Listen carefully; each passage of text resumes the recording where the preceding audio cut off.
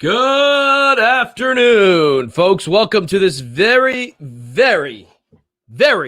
early edition of Ty's TV Corner, TY's TV Corner. Before I do anything, everyone watching right now, I want you to listen to me. As you know, for the last couple of months, Ty's mom had been battling illness, and this past Saturday, Easter Saturday, she did pass away. Ty was going to be with me today. He was going to surprise you guys, and he had a big announcement he wanted to make, a very positive announcement, but I'm going to let him make that when the time is right. Unfortunately, he could not be here with us today. However, he does need a little bit of your help. You guys have been so supportive to Ty. You guys have been so supportive of the work we do. In the description below is a link for the GoFundMe for his mom's funeral costs. A lot of people have donated. And we desperately need your help. Even if you give $5, $6, $1, give something. Just let Ty know. He knows you guys support him. He knows you guys love him. But the funeral costs, unfortunately, if you ever had to, help plan a funeral, they are very, very expensive. And at a time when you should be grieving, you have to worry about costs. So do me a favor. In the link in the description below, right under where it says what we're going to talk about, the second thing underneath there is the GoFundMe for Ty's mom. So if you guys can donate something, $1, $5, whatever you can, give from your heart, not from your wallet. Give from your heart. Whatever you guys can do, please help out. Today, yes, we are going to be talking about, I was going to talk about the HBO Max article from Variety, but what we're really going to talk about, or rather what we're going to talk about after that, is Chris Terrio, the Oscar winner, Chris Terrio, who wrote Argo, who wrote Batman versus Superman, who wrote the original Zack Snyder's Justice League, which we just saw. He did an in-depth interview with Vanity Fair, and boy, did he let loose. I was wondering today, I'm like, what are we going to talk about? We can talk about other stuff, but boy, this Snyder Cut stuff, it's funny. About 3 weeks ago, when we were covering the Snyder Cut, we said, we're probably going to just kind of slowly kind of phase out the Snyder Cut stuff. Only talk about it when it's relevant, but boy, oh boy, is it relevant. So we're going to get to the Vanity Fair article. We're going to get to all of it. So I ask all of you guys to join us. Today's episode is sponsored by Bonk's Bar. That's right, folks. Today's episode is sponsored by Bonk's Bar. If you like seafood, if you like just fried food, bar food, it doesn't get any better than Bonk's Bar. Take a look at those wings. Those are really good wings. They double fry their wings. They have a variety selection of wings. I personally am old school. I like buffalo, but they have garlic parmesan. They have this honey oriental glaze. It's phenomenal. You got to check them out if you're in the Philadelphia area. If you're interested in the show and you'd like to become a supporter, please become a patron. The links are in the description below. We do this for you. If you're a patron, you get exclusive content, early access. You get a yearly gift courtesy of Pop Culture Corner. And who doesn't like free gifts? All right, guys. I also want to thank our current patrons. We have Caden Reed, Nick DePalma, Odd, and that one Carlos. So, guys, thank you so much for joining us today. Here we go. Don't forget to like and subscribe and join us in the comments section below. Just keep Tyler and his family in your thoughts. The service is tomorrow. So keep Tyler in your thoughts. And look, he doesn't stop. He produced yesterday for Quick Dip. He produced Tuesday. He produced Monday. He was on one of the shows. He never forgets you guys, even though he's going through something really awful right now. So please don't forget him. Again, if you're joining us, the link in the description for the GoFundMe for the funeral costs for his mom. Please give whatever you can. So let's get started. There's a lot of stuff we could talk about, but the first thing we're going to talk about are those HBO Max numbers. I'm not a conspiracy theorist, but things look a little bit fishy. Let's take a look at the article. Again, there are two ways to look at it. On one hand, it looks like they're saying that Zack Snyder's Justice League was not that successful.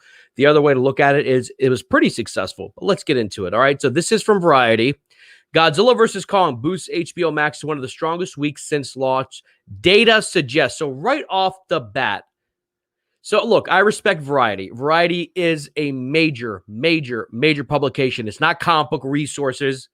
All right. It's not, freaking. No, let me change this layout right here. Hold on. There we go. It's not, What's the other one? We got this covered. All right. No, this is Variety. So they do their research. So what's interesting is here that in the headline, they write data suggests. This is what a good author does. They cover themselves in the case that they're wrong. But let's get into it. This dropped yesterday at 6 a.m. Last week's premiere of Godzilla vs. Kong could help April 2021 go down as a big month of engagement for Warner Media's nearly one-year-old streaming service. That's according to connected TV analytics provider T-Vision, which provided exclusive data to Variety intelligence platform, showing that HBO Max during the week of March 28th accounted for more time spent with subscription services among panel members than any other week since the streamer launched in May 2020, save for the week of and following Wonder Woman 1984 debuting. Godzilla vs. Kong premiered April 3rd. So let's take a look at this, all right? So this is where it gets a little bit fishy. Because according to this, let's look at this map. And what I'll do is I'll zoom in a little bit because here's the thing. I'm not claiming to be some kind of expert, but I did study applied business statistics. The problem with statistics are that they can be manipulated in a certain way. Exactly. So, Jack, it's not that the numbers might be fake, but they're being manipulated. So there's to give you an example, there's a statistic, an actual statistic that says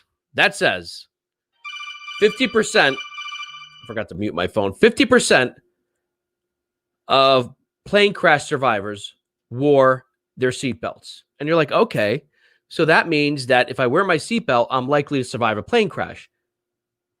Well, the problem with that data is that unless you ask the dead people, did you wear seatbelts? They can't answer you. The chances are 100% of the people who died in a plane crash could be wearing seatbelts.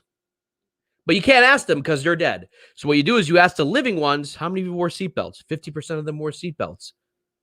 Well, that doesn't mean anything. 100% of the ones who died could. But see, that's how statistics can be manipulated. We see this a lot in politics. You'll have Donald Trump has had the biggest margin of African-American voters for a Republican, right? And you're like, oh, wow, that's pretty big. But really, it went from like 4% to like 9% percentage points. Like, yeah, that's a jump, but like, don't make it sound like it's really big. That's the problem with statistics. Just to give you a little background, but let's go into this. So I have never heard of TV Vision. I don't know if you guys have ever heard of it. And for more data, visit VIP Plus, which means I have to do that. But here we go. Note, debut dates reflect U.S. HBO Max release dates. Data reflects U.S. viewership across connected TVs, connected devices. TV Vision measures 25,000 titles across the U.S. Panel size is about 5,000 households, 14,000 individuals. So here's the problem. When you hear that, let's say, Game of Thrones has 20 million viewers, or you hear that, I don't know, a certain random TV show, let's say Grey's Anatomy was number one in the Nielsen ratings, the way they calculate that is not that they have like, a little computer chip in every single person's TV. No, they take a sample size, right? They put about 1,000, 2,000, 3,000 people. They give them a Nielsen ratings box. And based on how those few thousand people watch TV, it is determined scientifically that that's how many people watch the show. So if you guys ever remember the episode of Family Guy, where Peter gets like 1,000 Nielsen boxes and all of a sudden he's in control of TV because everyone is going to watch what he says. That's the problem. So this is a sample size. And look, these are done pretty scientifically accurately. Nielsen has been around for a while, so I'm assuming. But here's the thing. This didn't go over all of HBO Max's numbers. This is going across 5,000 households. All right. There are millions of subscribers for HBO Max, but they sampled 5,000. And they're saying about 14,000 individuals in that 5,000 household. So this is not an accurate number. All right. This is not Nielsen doing scientific research. What this is they're taking 5,000 random HBO Max subscribers and judging how they did. Because I don't buy this for a second. Okay. Wonder Woman, I know. It was huge. We did a coverage from Showcase. People watched Wonder Woman 1984. That makes sense. Judas and the Black Messiah. Okay. I talked about it with Owen Gleiberman on Sunday. And yeah, so Angel, that's what I'm getting into. I'm going to break these numbers down. This is what my birthday, March 18th. Where are we? March 18th. Okay, so it's between these two data points. This is where the Snyder Cut came out, somewhere around here. You're telling me that Judas and the Black Messiah, which is a good movie, don't get me wrong, it is a good movie. I'm not saying it's not. All right. But are you telling me that Judas and the Black Messiah beat the Snyder Cut? That doesn't make any sense. I know there was about a definite amount of hype for Judas and the Black Messiah. It was about the Black Panther movement and how the federal government got involved and possibly had this guy assassinated. It is a powerful movie, no matter where you are politically, right? But I do not believe that Americans turned out to watch that more than the Snyder Cut. And that it dipped by the 21st. Okay, so here's my question. That's the 28th, right? This is the 28th. Read between the data points. This is what you do in applied business statistics. 21st to 28th. What's going on over here? Guys, what's going on over here? If these numbers are to be taken seriously. So it peaks at the 28th, right? And we're going to assume the 31st is up here.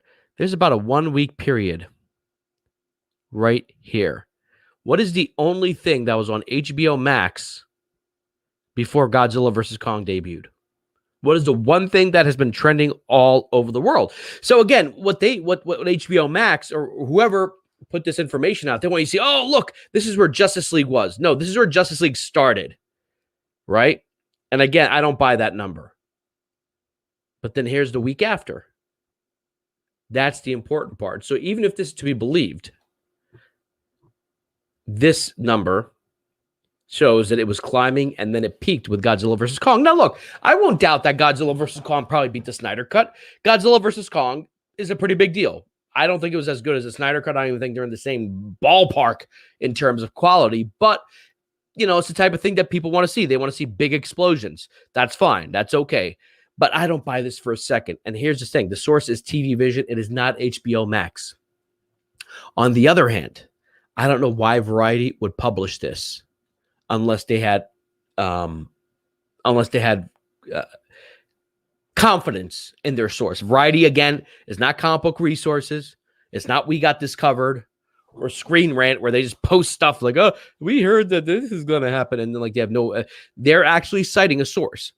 My question is, where are the numbers from HBO Max themselves? And I feel that as a subscriber, as someone who pays HBO Max, and before HBO Max ever existed, when it was just HBO, which I still pay for, we've been paying for HBO for decades. Even before I was born, my parents were paying for HBO. I think that as customers, we are entitled to those numbers. We are stakeholders in HBO Max, not stockholders, stakeholders.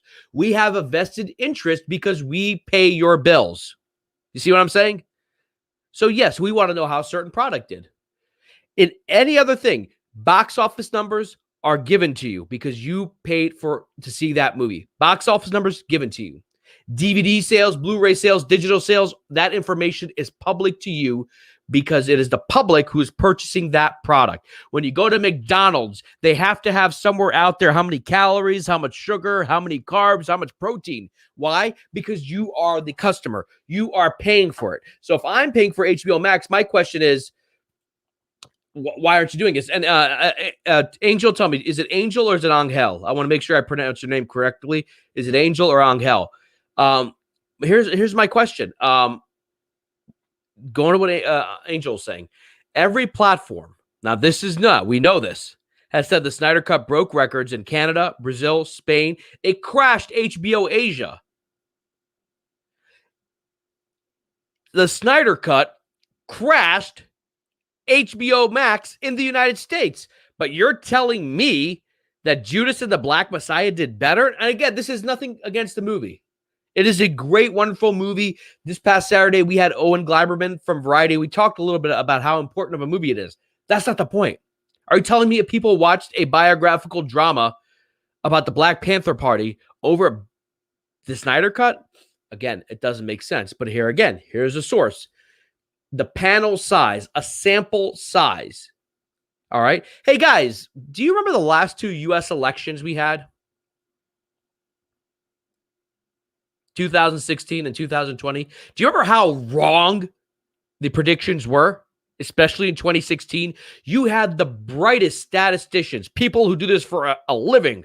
They're like, we know what the numbers are. We have done the research. You know what they do? They take sample sizes. So look over here where it says 5,000 households, 414,000 individuals.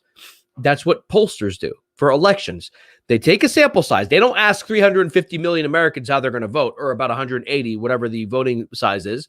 They take a sample of Philadelphia, sample of Boston, sample of Ohio. You know, they take certain samples, and based on that, they make predictions. They were dead wrong in 2016. And even though they predicted Biden would win in 2020, they were dead wrong by how much he would win by and which states he would win. Trump won a bunch of states that Trump was not supposed to win. What does that mean? Is that this method is not perfect.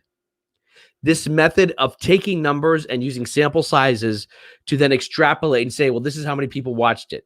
I just don't believe that. That just doesn't make sense to me. Okay, Wonder Woman, I'll believe, because up until December 25th, we all thought Wonder Woman 1984 was going to be a banger. All right? We all thought that this movie was going to kill. So I believe that. But down here, Judas and the Black Messiah beat the Snyder Cut, and apparently the weekend Snyder Cut came out, it dropped. Even though HBO Max was crashing. Why was HBO Max crashing over here, but it didn't crash here? It didn't crash here. And it sure as hell didn't crash here. Can someone explain that to me? Why did it crash HBO in Asia? Why did it crash streaming services in Canada? Why did it crash streaming services in South America, in Asia, in Europe? Even in freaking North Korea. Okay, I made up North Korea, but they're probably watching it there too. This is crashing, and this is how it did? All right, let's go. Let's get more into it. TV Vision measures viewing across all major SVODs, streaming video on demand, including Netflix, Prime Video, Hulu, Disney+, okay, yada, yada, yada, yada, yada. And AVODs does YouTube, Roku Channel, Pluto, Tubi. The analytics company tracks viewing of nearly 25,000 titles among 5,000. Okay, so I kept going over here. If I was smarter, I would have gone down here where, there we go. Okay, so HBO Go. So HBO Go, I think, Prakash, that's it's in India, right? They don't have HBO Max there, but they have HBO Go. Okay, HBO Go was what they used to have before HBO Max. But here we go. Let's go back here. So they didn't. So someone do me a favor, look up how many subscribers HBO Max has, because all they did is they sampled 5,000 households. And some of those households were multifamily, right? So that's why you have 14. So if you're wondering, well, how do they have 14,000 individuals but 5,000 households? Well, I have one household, and I live with 3 other people. That's 4 people. Okay. Okay. Now this is why the headline. See, everything I'm telling you about how stats work is the reason this says data suggests. Because even the Variety article writer, Kevin Tran is probably a well-educated young man. Or he could be an old man. I don't know. But he knows that this isn't concrete. This is a sample size taken from TV Vision across 5,000 households. That may not, and this does not make sense. That is why he tells you how many people are being tracked. They're not tracking the 20, 30 million HBO Max users.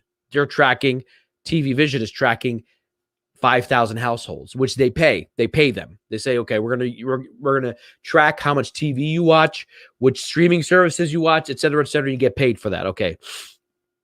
Here we go. Third-party data. The third-party firm's numbers suggest, see, you have to understand how writing works, especially in journalism, especially in politics. It seems like the president was suggesting, well, was the president suggesting or was the president actually saying? It seems that the prosecution suggests, and you, especially not to get political, but you're watching this trial of Officer Derek Chauvin, you'll always hear words like that. We suggest, the prosecution suggests, the evidence suggests. It usually means we're not sure. Okay, but let's get into it. The third-party data firm's numbers suggest that the week of March 28th was HBO Max's third biggest week since May 2020, when they measured by share of weekly time spent with streaming services. Okay? Look at that word suggest again. HBO Max's fourth and fifth biggest periods By this measure, were the weeks of, by this measure, again, very clear. It doesn't say HBO Max's fourth and biggest periods were the weeks of December 17th. It says by this measure. It's just like polling data. Anytime there's an election, you look up, there will be 20 different polls with numbers that are similar, with numbers that are completely different. Why? Because sample sizes make a difference. Based on sample size, that's how they make their predictions. They can be accurate, or like the last two U.S. elections, they can be really bad. And boy, oh boy, can they be bad. All right. So by this measure were the weeks of December 13th and February 7th. That's when Judas and the Black Messiah. The following events, respectively, likely help, at least in part, explain the big engagement during those weeks. The streamer finally launched on Roku devices. So you see that on December 17th. Here we go. And debuted the now Best Picture nominated Judas and the Black Messiah on February 12th. It's been pretty clear 1984 was a big debut, but just how big relative to other HBO Max films releases is less obvious. Warner Brothers said that without providing numbers, Godzilla vs. Kong had a larger... See, now here's what's interesting. Warner Brothers said without providing numbers, Godzilla vs. Kong had a larger viewing audience than any other film or show on HBO Max since launch. That might be possible. I'm not going to doubt that. Okay, so South Asia has HBO Go. Okay, so take a look at that, folks. They're judging how 41.5 million, thank you, Angel, people watched by sampling 5,000. That's tricky, because what if all 5,000 don't have HBO Max? They might not. That's the problem with sample size. If you're taking an accurate sample size, you're also going to include in your sample size people who don't have HBO Max. That's how stats work. It's really annoying. It's really tedious, but that's how it works. So chances are those 5,000 households did not have HBO Max. But I digress. Moreover, Godzilla vs. Kong accounted for 81% of U.S. streams of the top 100 most watched movies among 2 million real good users from April 2nd to April 4th, according to the data provided exclusively to Variety Intelligence platform. Okay. That share of streams was lower during the opening Friday-Sunday periods for The Little Things and Zack Snyder's Justice League. So The Little Things is a TV show, I believe. To me, telling me that beat Zack Snyder's Justice League does not make sense. If it did, and look, I know The Little Things is critically acclaimed and has a huge following. I'm not going to deny that. But you also have to take these numbers globally. All right, HBO Max is not in every country. It is mostly here in the United States, and they have other HBO services again. But what it does say, this is according to Real Good Streaming. So they have different numbers. What are they showing? They're showing that Zack Snyder's Justice League did better among 2 million real good users. So now the data flips, right? So you have different sources. At the top, you have TV Vision. According to their 5,000 people, Wonder Woman 1984 crushed the Snyder Cut. That's what their sample size is saying, right? Just like the elections, right? Today it says Biden's winning. Tomorrow it says Trump's winning. Which one's right? We really don't know until the actual election happens, right? Because there's always a margin of error. But look at this margin of error. This is according to 5,000 sample users. That's Wonder Woman 1984. That's the Snyder Cut. Now we jump down to Real Good Streaming. Again, not a perfect sample size, but it's 2 million. What do they show? They show Zack Snyder's Justice League beating Wonder Woman 1984. It's not enough to read the numbers. You have to read in between the numbers. Like if I said to you, 50% of my family has never killed anyone.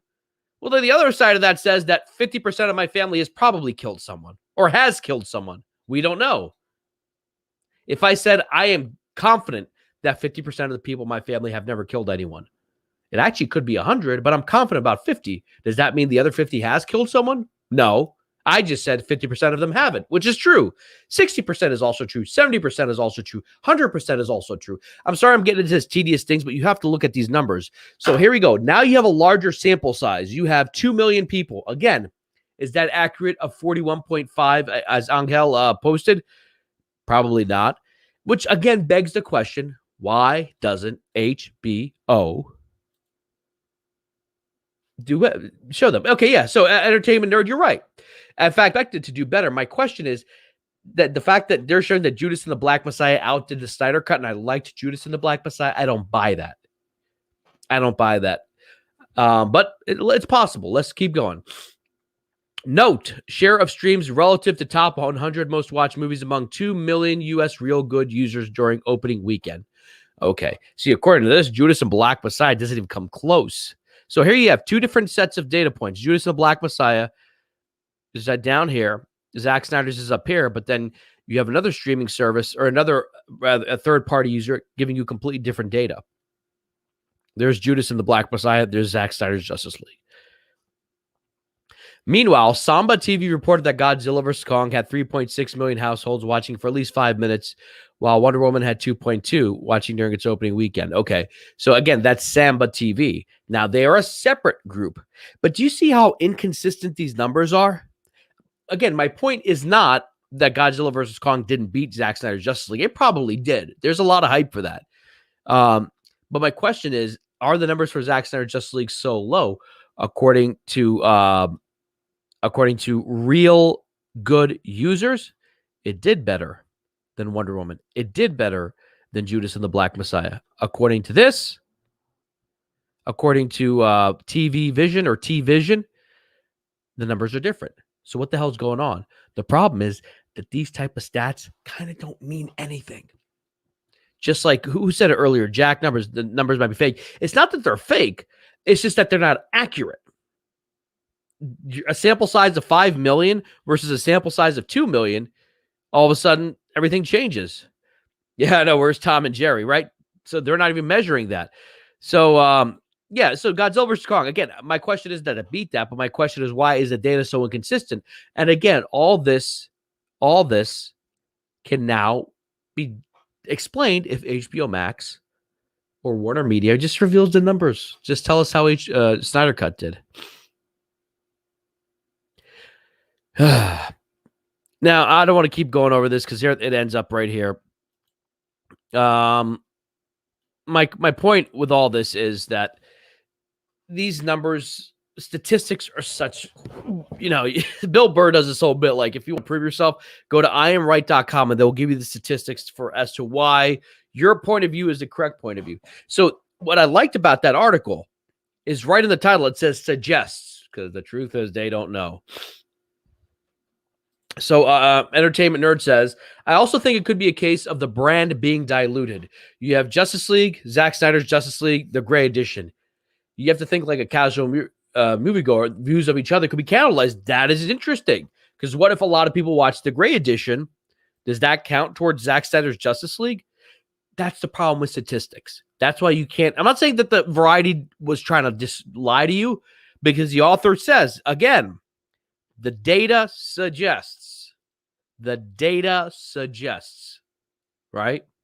So you got to take that with a grain of salt. I did not mean to go so long into that. I apologize. I do appreciate, though, you guys who are watching. Just a quick reminder. I put a link in the description about to help Ty's GoFundMe for his mom. The service is tomorrow.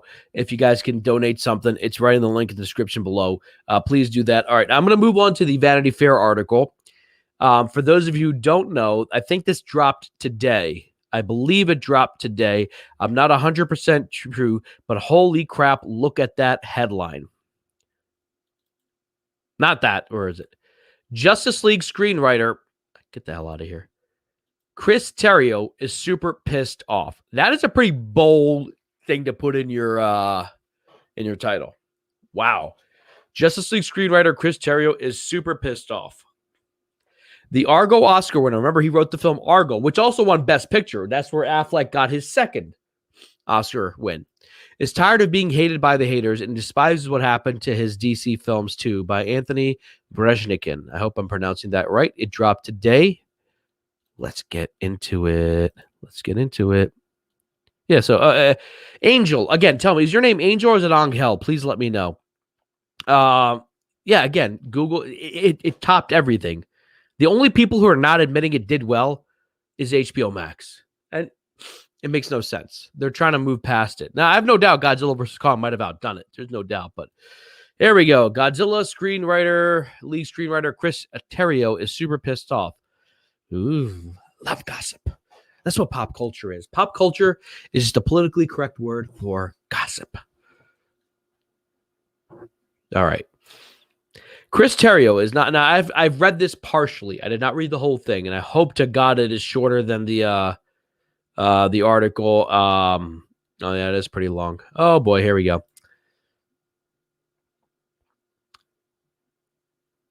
So at the moment, what I'm going to do is, sorry, got a phone call. I'm going to read the article because right now I'm live. I'm going to read the article and then I'm going to give you my thoughts on it intermittently. And I want you guys to give me your thoughts. All 5 of you who are watching, I hope you join more. Give me your thoughts as we go through piece by piece.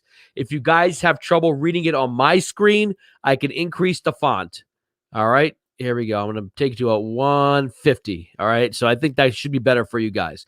Chris Terrio is not pulling his punches anymore. For 5 years, the Oscar-winning screenwriter of Argo has kept his mouth shut about his work on the DC films Batman v Superman, Dawn of Justice, and Justice League.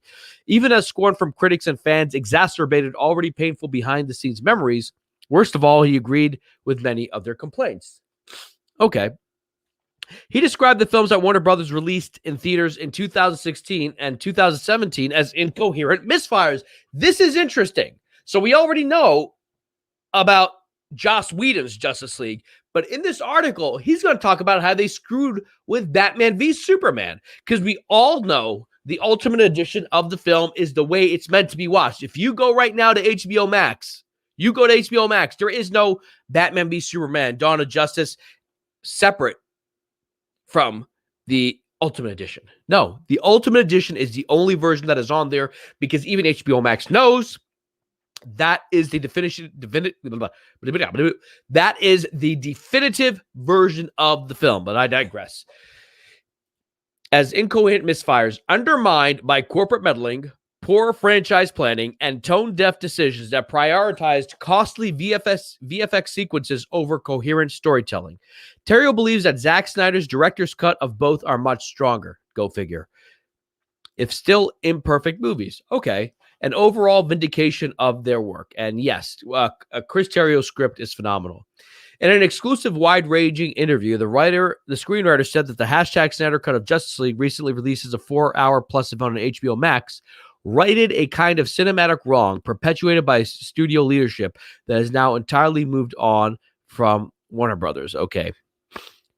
Let me take a read that. The 2007-13 cut was an act of vandalism, Terrio said. Zach may be too much of a gentleman to say it, but I am not. And look, you can say it's the first one you've been saying, the Americanized Angel. Okay, all right. Yeah, I just want to make sure I get your name right. Welcome. I don't know if I've seen you before, but please welcome. Entertainment Nerd, I think I've seen you on here before. Ty does this thing where he says hi, and I forgot to do that. Prakesh, namaste. Jack Pierre, please stay by. Thank you. Welcome, guys. I really appreciate it. And look, Ty's going to be back soon. Keep him and his family in your thoughts and prayers. He will be back very soon, and he has some pretty cool announcements that are coming. I think you're going to like them. I don't want to say what they are. He talked to me about it today. He's already working on it. You're going to want to hear about it. The studio did not provide any comments on these remarks. Yeah, well, no shit. Boom, pardon my French. I said no hit. The film was not a hit. Terrio first joined the DC universe to rewrite an existing Batman v Superman script because its Batman actor, the director of Argo, Ben Affleck, had qualms about the project. I think the studio brought me in to appease Ben Affleck because they thought, okay, well, we have this movie star who's reluctant about doing this, so why don't we bring in this guy, Terrio said. So Terrio wrote the script that Ben Affleck directed, Argo, which is a phenomenal movie. It's not 100% accurate, but it's a great true story about the Iranian hostage crisis. Chris Terrio won an Oscar for that. Well-deserved, well-written film. Again, it shows you what kind of director Ben Affleck is.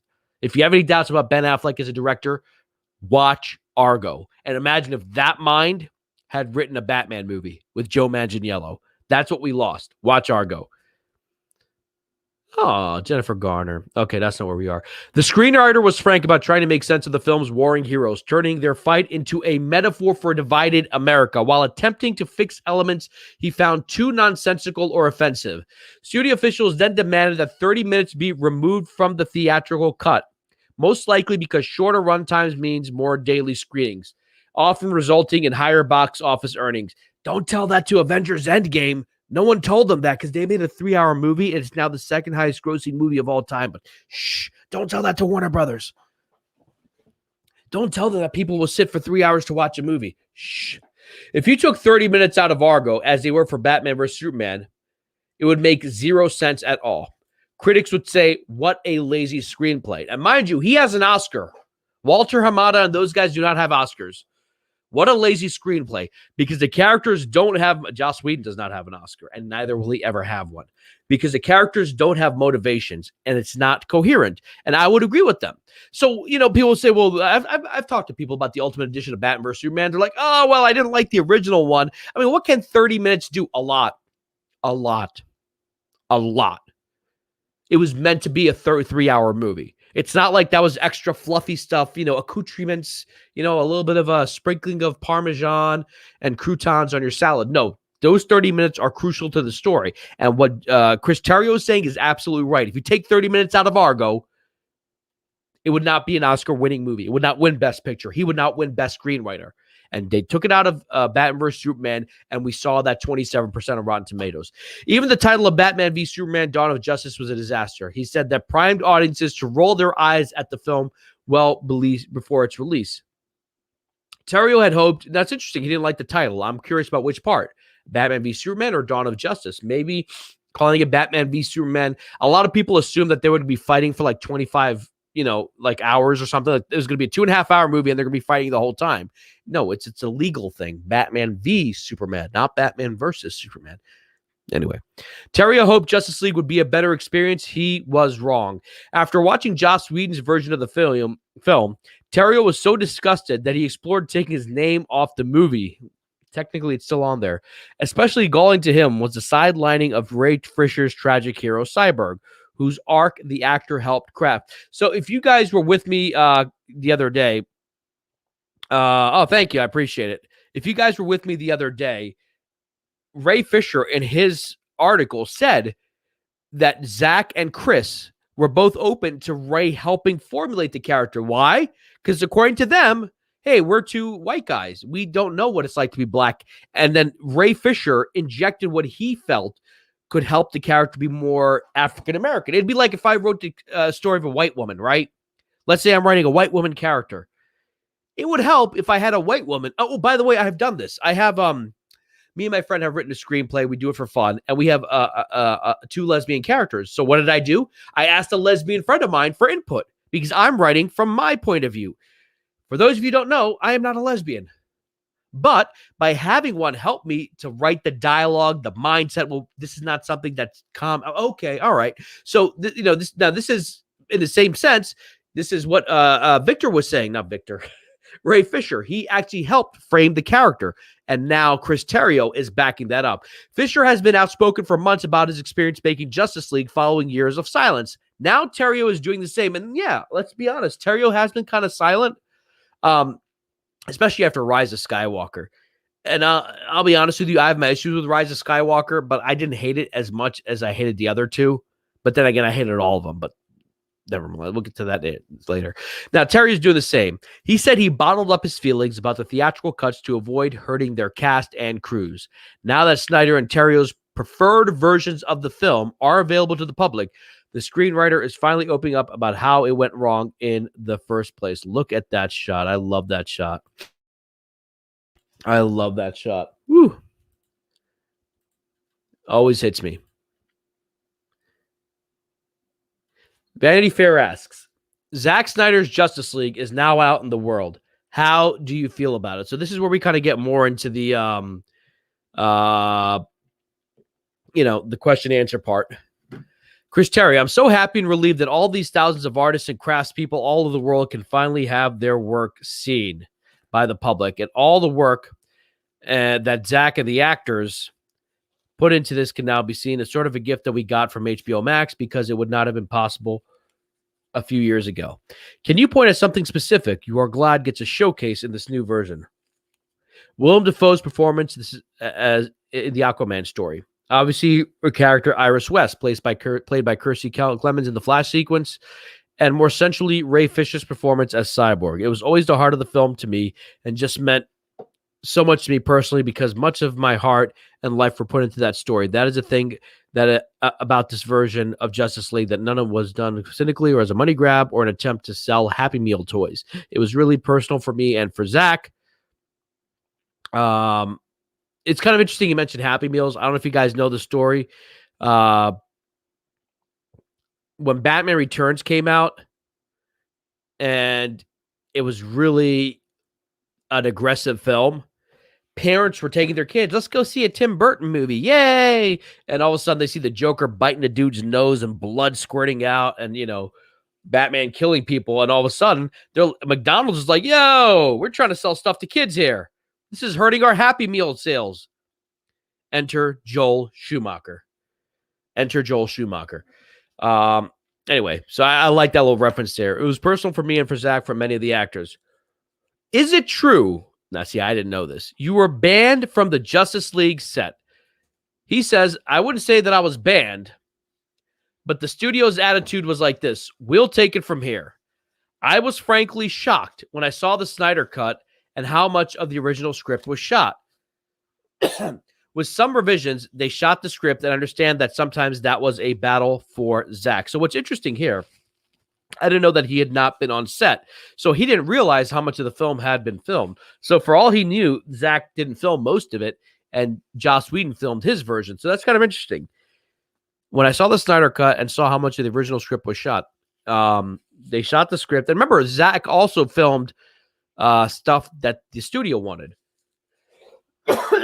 A lot of people forget, Zach finished filming his movie, if you watch our documentary, in December of 2016. So January, February, March, Zach was doing reshoots until the tragic event that happened with his family. So he was already reshooting what Warner Brothers wanted. So at that point, it's a shame that he never actually knew how much was filmed. How did you feel about the version that Joss Whedon assembled after Zach left the project? When those personal touches were removed from the film in the 2017 version, I was silent because I couldn't really say anything. But of course, it hurt. And again, you see these kind of echoes from what Ray Fisher had been saying for many years.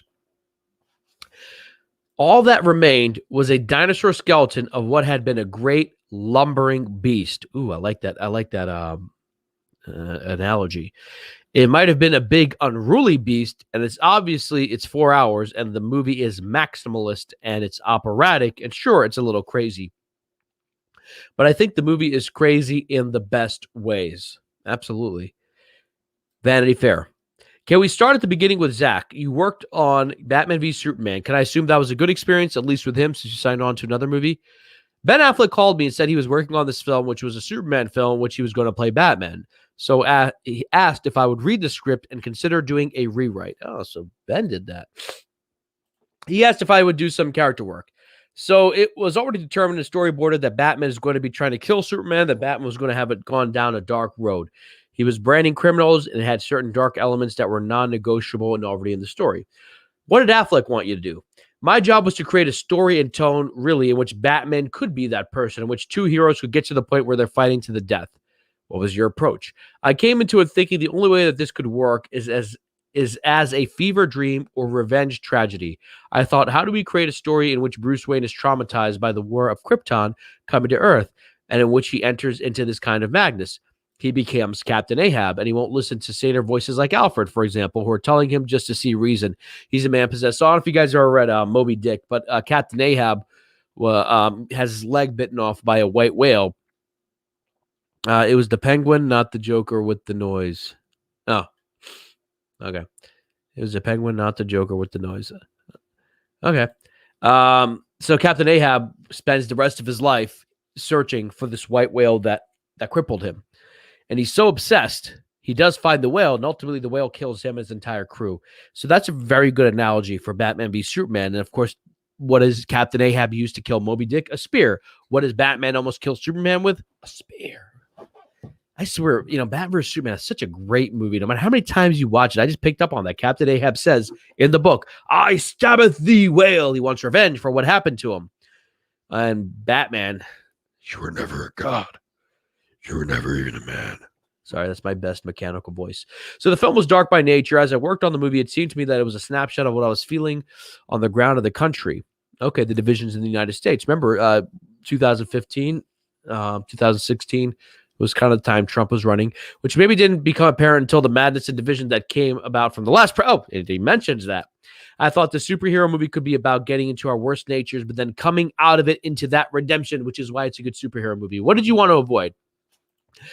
I didn't want to make a sitcom joke that Batman and Superman are trying to kill each other. If I'm going to work on this movie, it's going to be dark and operatic. It's going to be uncomfortable. Good. That's exactly what they did, and people didn't like that. Zach and I came from different approaches to filmmaking, but I ultimately liked him because he isn't cynical and he wears his heart on his sleeve. I'm cynical enough for any room that I enter to. How do things develop from there? I wrote drafts of the Batman Superman movie, which wasn't called Batman v Superman Dawn of Justice. I did not name the script. In fact, I found out the movie was called along with the rest of the world on the internet. I was not consulted on the title of the film, and I was surprised as everyone. I would not have named it Batman v Superman Dawn of Justice. Interesting.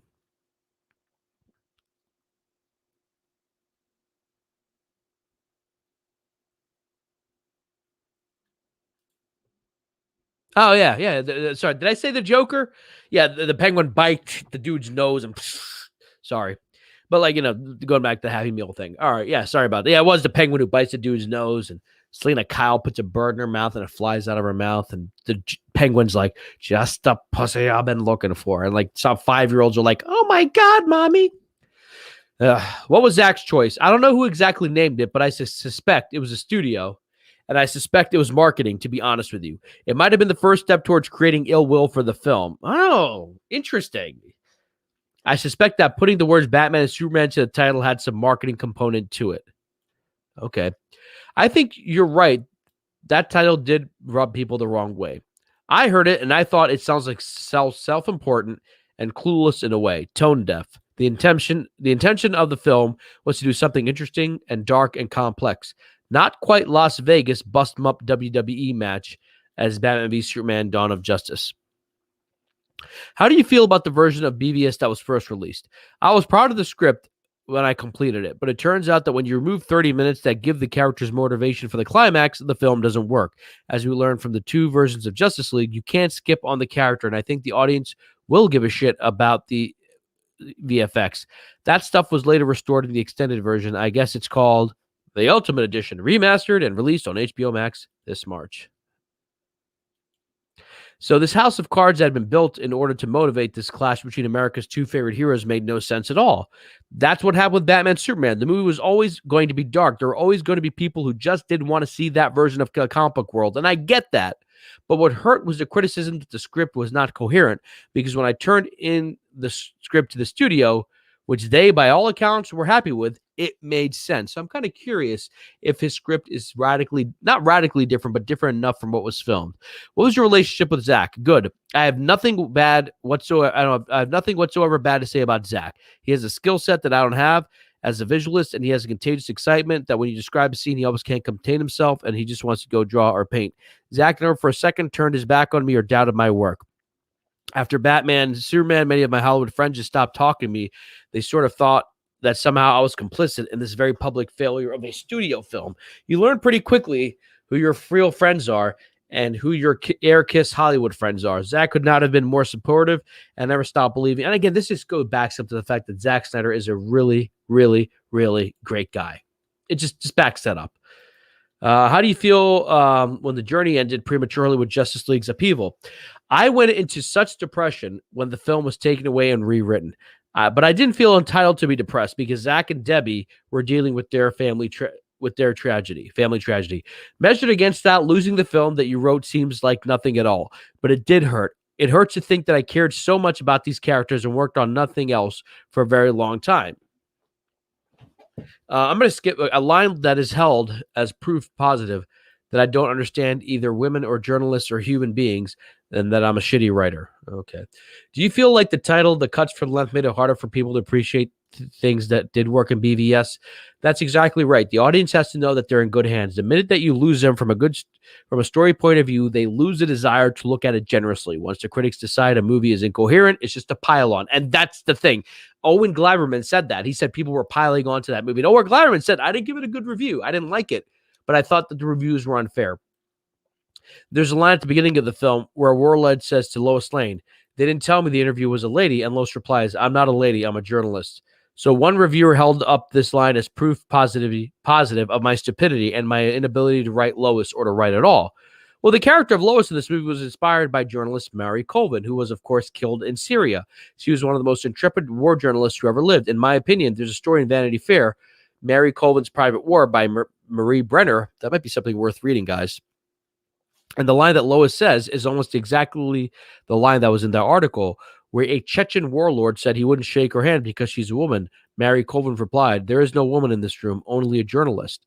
So that line was my tribute to her. But then in the pylon, a line like that is held as proof positive they don't understand women or journalists or human beings, and that I'm a shitty writer. There's absolutely nothing wrong with that line. Even if that wasn't based on a true story, that is nothing wrong with that line. And I think that goes, again, how people will go. If I wish, look, I love the MCU, but I wish people would go with a fine-tooth comb over the Marvel movies the way they do with the Zack Snyder film, because those movies are just as ridiculous and incoherent. And I love them. I love them. But there is no explanation why Doctor Strange could not have ended in Infinity War like that. No pun intended. All he had to do was do mirror dimension. Could have trapped all of Thanos' army. Put his hand in the mirror dimension. Ah, geez. Sounds like, well, anyway, it's Infinity War is a great movie. Sounds like you feel like you lost people before they even saw it. That was the climate in which the film dropped. Anything and everything was attacked because reviewers questioned the motives behind the film. Okay. And to some extent, I don't blame them. The marketing promised this mindless fight movie like Godzilla versus Kong. And any attempt to make something real or complicated was just met with anger and vitriol because the audience just didn't assume good intentions. You know what? That's interesting. What if the film had been called World's Finest? Same movie, same exact movie. What if it had been called World's Finest, but then they're going to expect Batman and Superman to team up instead of fight each other. All right. Another complaint was that Snyder's DC films were too grim and heavy. Did you feel blamed for that? The studio seemed to take the position after BBS that my writing was too dark and that this was their problem. But they didn't mention what was that, for example, on the draft of Batman Superman script that WB had developed, which was the draft I was handed when I joined the project, Batman was not only branding criminals with a bat brand, he also ended the movie by branding Lex Luthor. The ending was a point over which I explicitly went to the mat with the studio again and again. I argued that Batman cannot end the movie continuing his behavior. Agreed. Which amounted to torture because then the movie was endorsing what he did. What was your argument to them? It's one thing if Batman Begins, the movie. Sorry. That took me off. Just call it Dawn of Justice? Okay. When I said Batman Begins, it's kind of like, wait, what? It's one thing if Batman starts the movie as a dark version of himself whom we don't recognize, but he has to see the error of his ways and remember his better self in the course of the movie. By the end of the movie, he needs to be Batman we know, and he has to be ready to go and create the Justice League. Otherwise, I said, what's the point? Which is a great scene because it seems like Batman's about to brand Lex. He doesn't, because now he is back to being Batman. He is not Batman for most of the movie. I mean, he dresses up like Batman. He becomes Batman at the end when he spares Lex Luthor's life. You know. What else did you push back against? I'm the one who had been saying that we can't make a joke out of Superman raining hell upon black African Muslim characters in the desert, as Lois promises that Superman is not going to go easy on them because they punched her. But somehow I'm the person with the dark sensibility. I wanted to say, I've been saving you from yourselves. I've been working with the director to bring a voice of conscience and sanity to the almost perversely dark film you've been developing for years, but I'm the problem here. Did you feel you were able to significantly change that Africa scene with Superman for the better?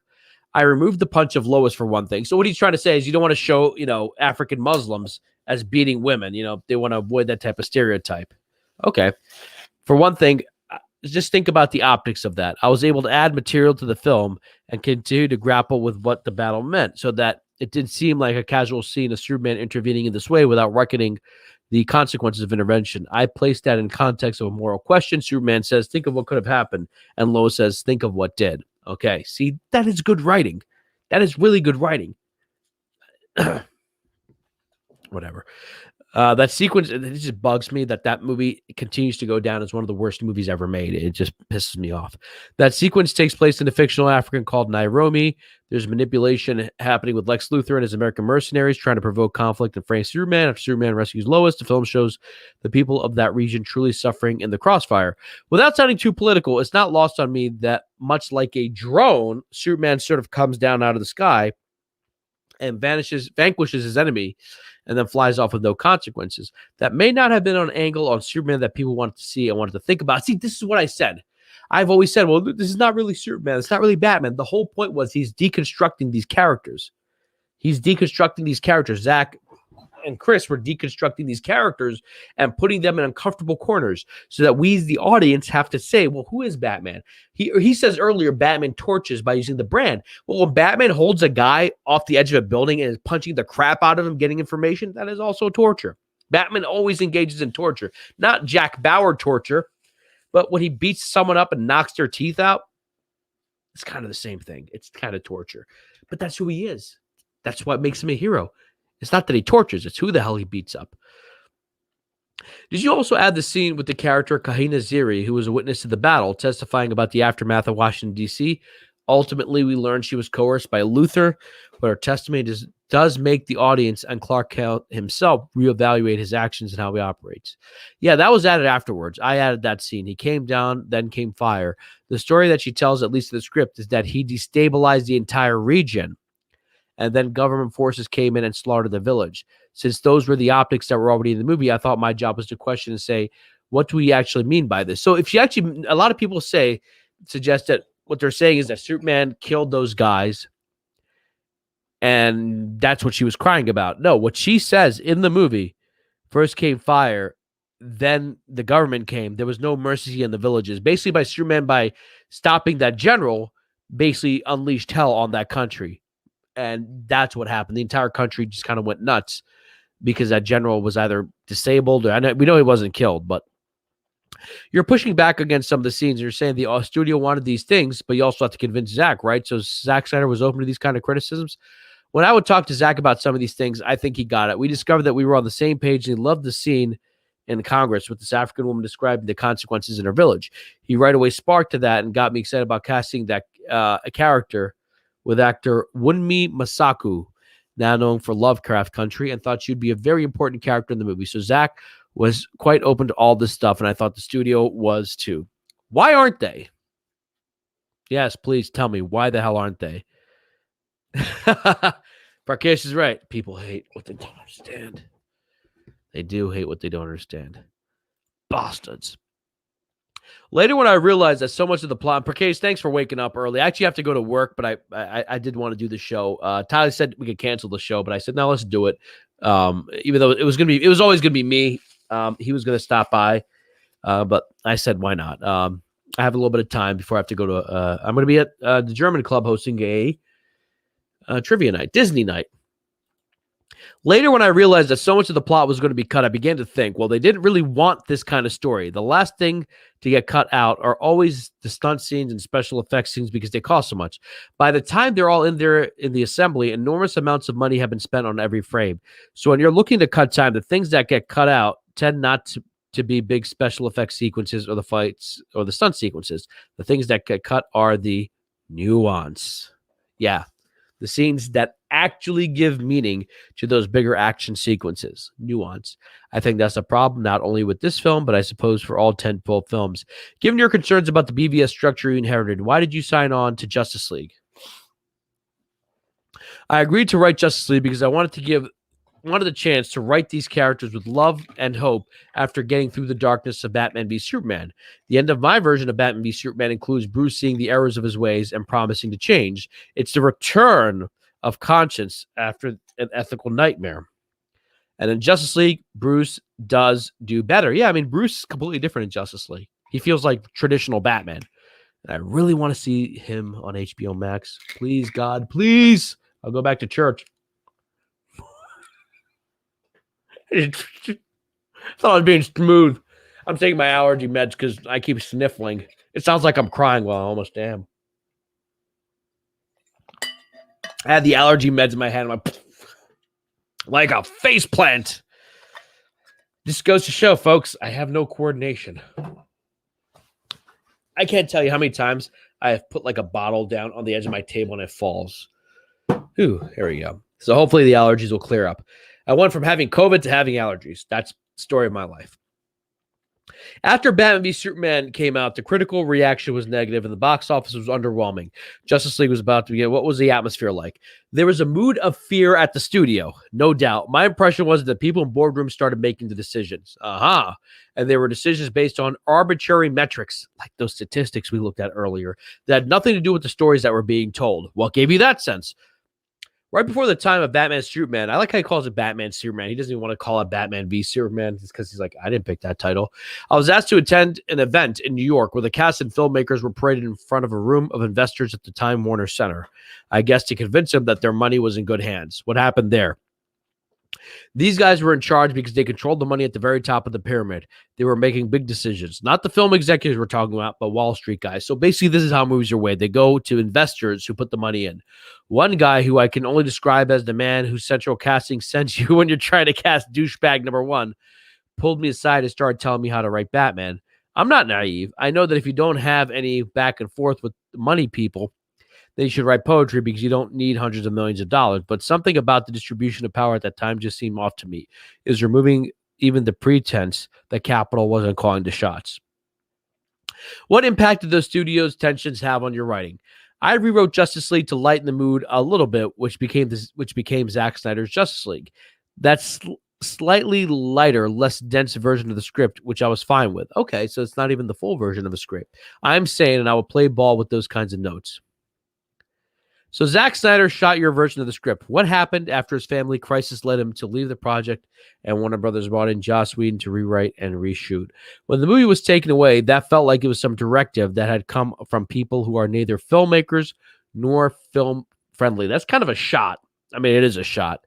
The directive to make the movie under 2 hours, regardless of what the movie needs to do, and to make the colors brighter and have funny sitcoms jokes in it. Yeah. Because you're staying up till 2. The show was scheduled at 2:30 a.m. Yeah. So basically, essentially what was going to happen was, I think what might have happened, I would start the show, or maybe Ty would fill in the second half. But just keep in your thoughts. So I told him I'll still do the show. I got to leave it in about 27 minutes, but hopefully I'll finish this article, dude. That Cyborg article, my neck started hurting. Oh boy. Zach told me it was Warner Brothers chairman Kevin Sujihara mandate that it'd be under 2 hours and more comedic. And that's your problem. I apologize, but I need a nicotine hit after reading this. Yeah, that's what I also heard. I never had anything direct with him. Sujihara, as far as I can tell, and the brats at the very top decided the orders of the film. I was not consulted on the order of the films, even though I was the person writing Justice League. They just thought determining that it was going to be Batman, Superman, then Wonder Woman, then Justice League, and then Aquaman. So there was never any thought to how the world was constructed before they issued this edict. They said, quote, conform to this schedule. Explain how that complicates things. So that's the question. The Wonder Woman script wasn't even finished when I wrote Justice League. So I had no basis to write Wonder Woman other than Batman v Superman. Themyscira didn't exist. I was never shown anything on the page for it. I didn't know whether these people could talk underwater. That was the thing I had to ask because I didn't know if I could do underwater scenes with Aquaman and Atlanteans. It was all just from scratch because there had been no solar character film. So this kind of explains why James Wan's film is so radically different, at least the Atlantean scenes, from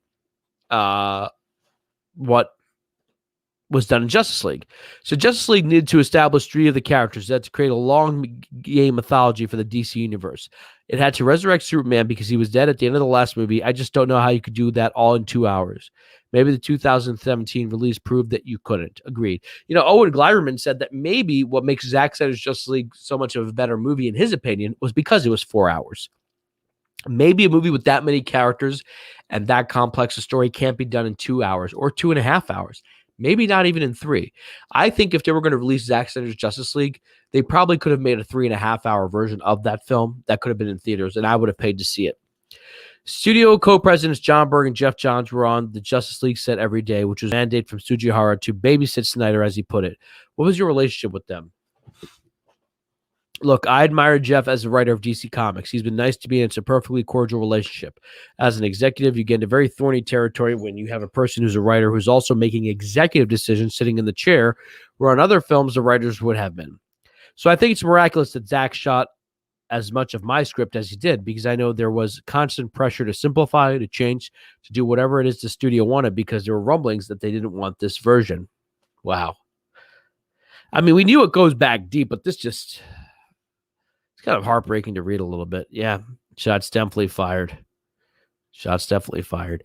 Do you have many interactions with the actors? I wasn't invited to the set. Wow. That is the writer not being on set. I mean, I know he said that he was kept off, but obviously I know Ben, and I got to know Ray Fisher. We developed Cyborg together. Ray came to my apartment in the East Village. East Village is in New York for any of our international fans. And he and I just would take long walks and talk about Cyborg and the responsibility of putting the first Black DC superhero movie on screen. That was a big responsibility that we both understood and took very seriously. Remember, this was before Black Panther. There obviously have been some Black superheroes over the years, but none depicted with such a budget and such a scale and in such a mainstream way. That is correct. Cyborg, so people will say, well, what about Blade? Blade did not have a $200 million budget. You know, Blade was a successful film. Blade 2 was a successful film, but they weren't given $150, $200 million budgets. Cyborg is the one character who can't disguise himself. He lives in his skin. His otherness is a constant fact of his life, and that to me, Ray and I discussed this, speaks out about being a Black man in America. Okay, this is interesting.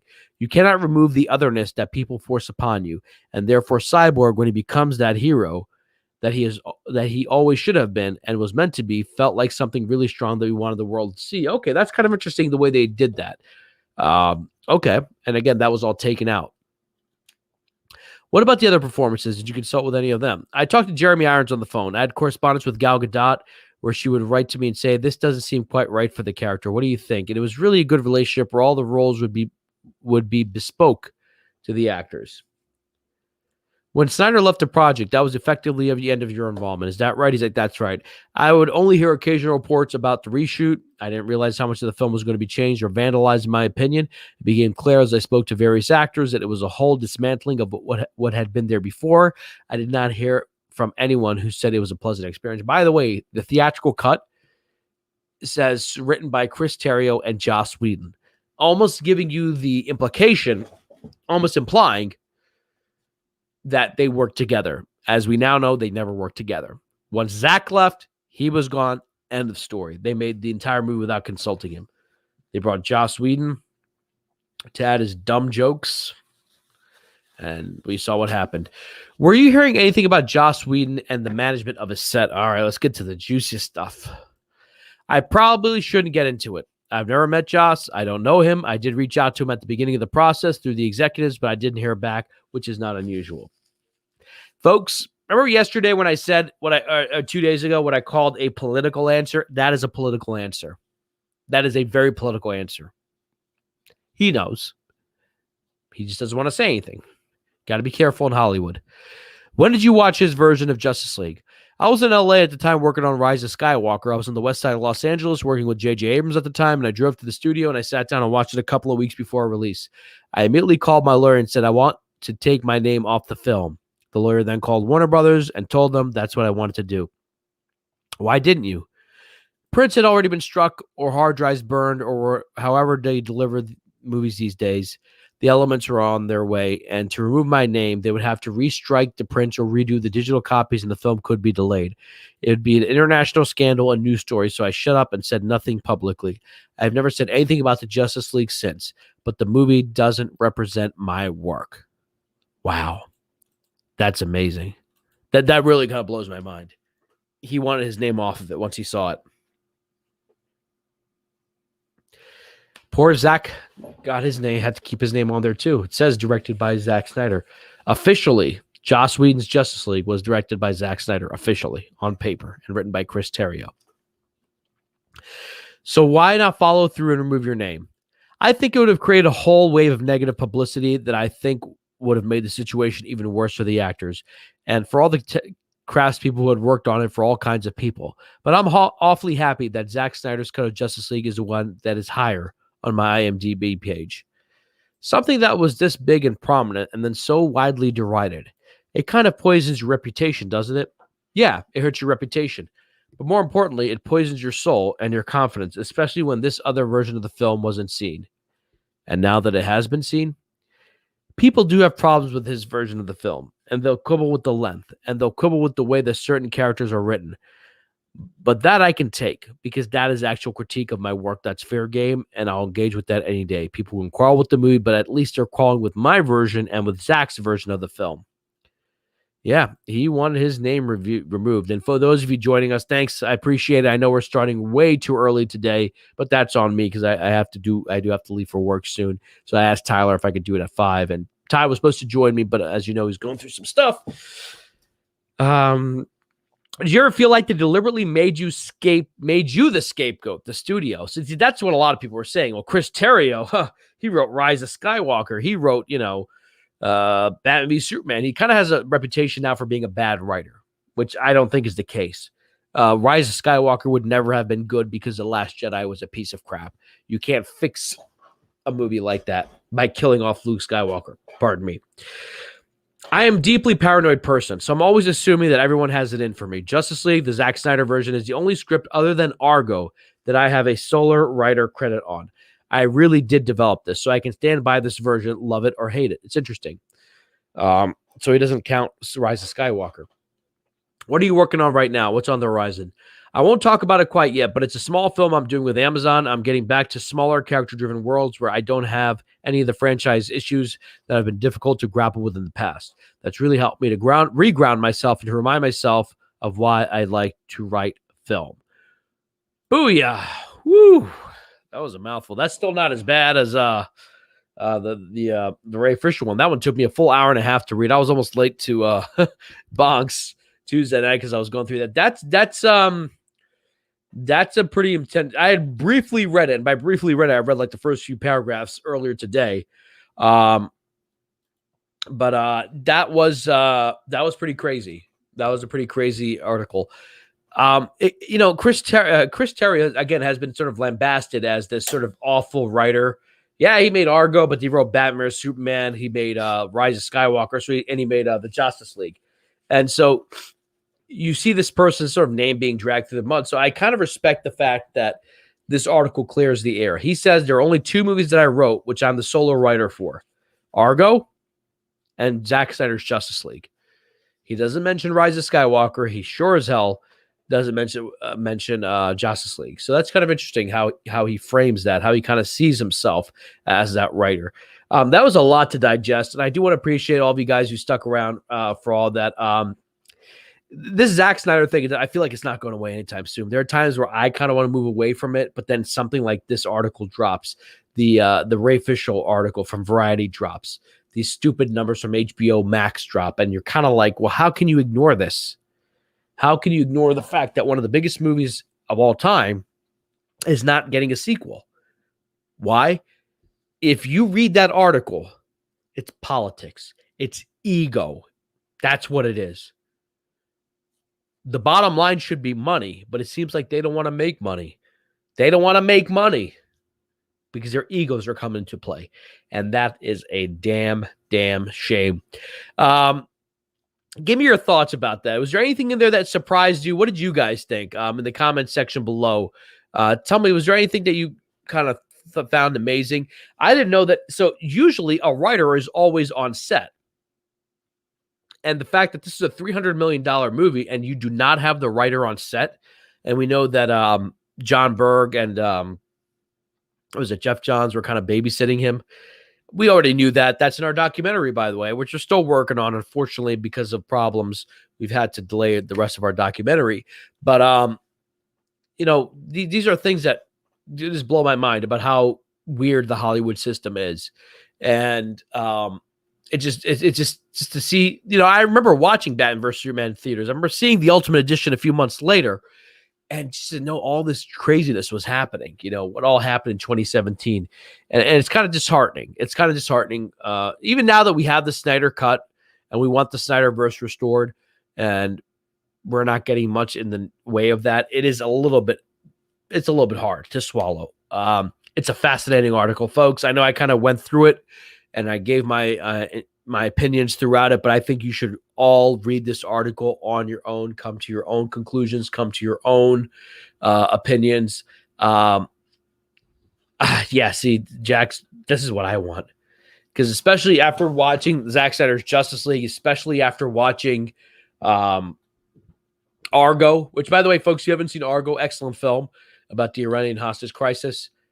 I would like to see that. Could you imagine if Chris Terrio wrote a 6-episode HBO Max series produced by Zack Snyder, starring Ben Affleck? That would be great. That would be phenomenal. Money in the bank, folks. Who cares about Godzilla versus Kong? No one's going to remember Godzilla versus Kong in 2 weeks. Remember what Owen Gleiberman said about these popcorn movies? They come out, no one gives a crap about them. 2 weeks later. 2 weeks later, people are still talking about Zack Snyder's Justice League. It's almost a month now. In about 10 days, it'll be a month. And we have to keep fighting a good fight. Keep pushing. If you don't feel like texting, retweet. So everyone is writing Restore the Snyderverse. Retweet, tag HBO, tag Jason Kylar, tag HBO Max, tag Warner Media, tag Warner Brothers Pictures. Tag them every single day. You don't have to harass them. You're just letting them know that, hey, I'm a customer. I pay for HBO Max. This is what I want. I want to see this. I want to pay for it. I'm willing to pay for it. If you can give us season 8 of Game of Thrones, as awful as that was, you can give us Ben Affleck's Batman. You can give us Justice League 2 and 3. I know Warstu and our friends at Lightcast are saying discussions are being had. Keep the pressure up. They want to discourage you. They want you guys to be like, I guess it's over. Put our tails between our legs and leave. Don't. You didn't do it for 3 years, 4 years. Since November 2017, you guys have been fighting for the Snyder Cut. Now is not the time to quit. Guys, I want to thank all of you who joined me today. I know it wasn't a big show, but I want to thank you guys for joining me. Ty should be back soon, hopefully by next week. I think he'll be back by next week, and he has some pretty cool announcements to make. Just remember, today I want to thank our patrons, Cade, Nick DePalma, Odd, That One, Carlos. If you're interested in becoming a patron, please do not judge this show. Look at the links in the description below. All right, guys, get exclusive content, early gifts, yada yada yada. It's cool. We have a lot of cool stuff planned for you guys. But in the meanwhile, I do want to thank you, and I personally will do a lot more Snyder stuff. Ty will be talking about the Snyder Cut, but we are going to do other stuff. If you're a gamer, we are looking for ideas for new videos. We're going to do a deep dive on Grand Theft Auto 3. Me and Justice are working on that, and we have a couple of other ideas. We're thinking of doing a quick dip where we just watch trailers of upcoming big video games that we haven't talked about as soon as Justice gets a PS5. All right, guys, thank you so much. I appreciate it. Please don't forget to like, subscribe, and share. I'm going to thank all of you for your support these last 2 weeks. I've been mostly doing the show by myself, and most of the time Ty is with me. He wasn't today. He's taking care of his family. Again, remember, the link is in the description below. There's a GoFundMe for his mom's memorial service and stuff like that, and he needs your support, so please do that for him. Guys, thank you so much. Remember, we do it for you, and we do it for the culture.